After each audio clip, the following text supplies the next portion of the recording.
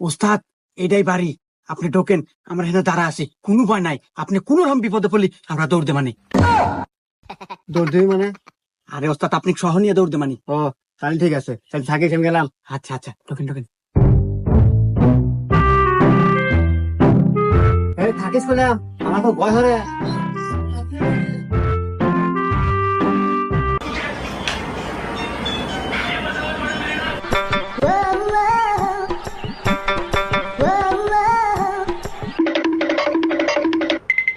लेकिन ये साला कर क्या रहा है यहाँ पे?